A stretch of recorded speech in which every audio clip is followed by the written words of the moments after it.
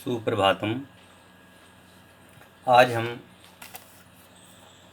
शास्त्री द्वितीय वर्ष के विद्यार्थियों के लिए सर्वार्थ सिद्धि ग्रंथ के आधार से गर्भ जन्म के भेदों की चर्चा करें।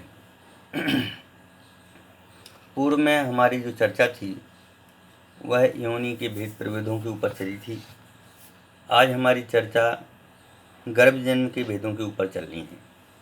सूत्र संख्या 33 में कहते हैं, जरायु जांडाज पोता नाम गर्भा, कि जो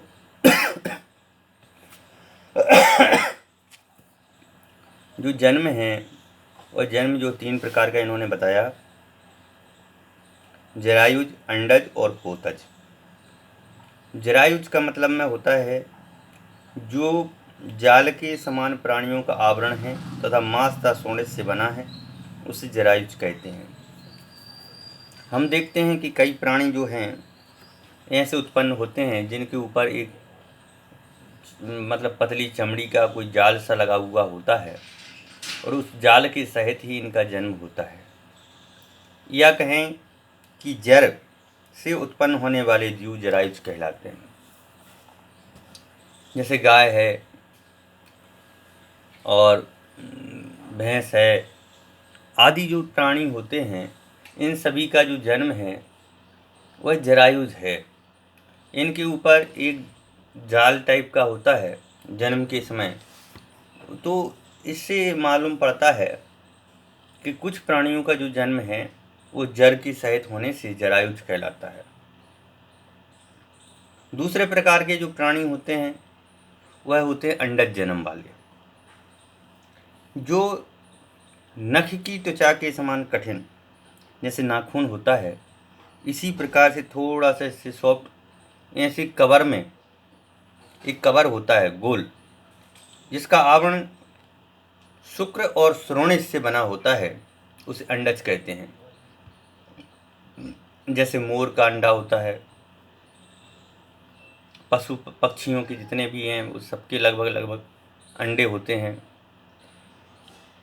तो जिनकी जी अंडे से जन्म होता है, जो अंडों से पैदा होते हैं, उन्हें अंडज कहते हैं।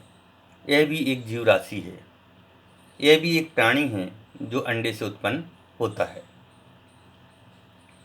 तीसरा होता है पोतज, कि जिनके सभी के सभी अवयव बिना आवरण के पूरे हुए हैं। मतलब उनके ऊपर कोई प्रकार का जाल नहीं होता है, ना अंडे से उत्पन्न होते हैं, वो सीधे जन्म लेते हैं और योनि से निकलते ही हलन चलन आदि सामर्थ्य से युक्त होते हैं, उन्हें पोतज कहते हैं। वह डायरेक्ट ही जन्म होता है, उनका नाम होता है पोतज। जैसे हाथी का बच्चा है, हिरण का बच्चा है, इनके जन्म जो होते हैं पोतज होते हैं। ये डायरेक्ट ही उठते ही हलन चलन करने लगते हैं।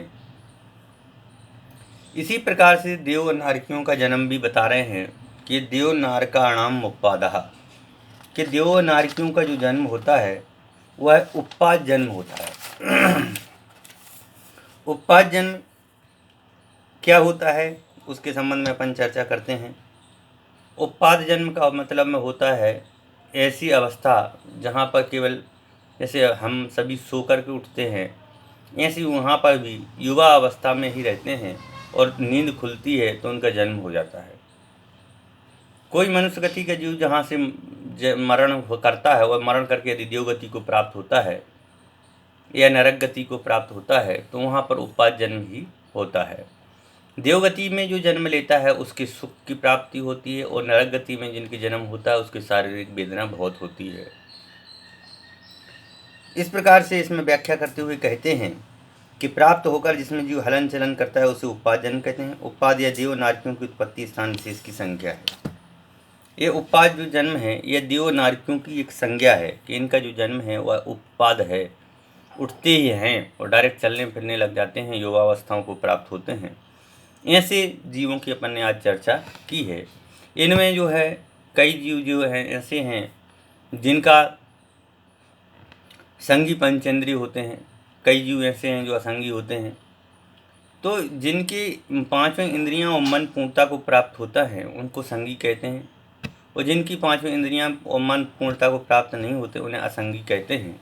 यदि 5 इंद्रियां और मन में से यदि एक चीज़ भी यदि कम होती है तो उनके जो है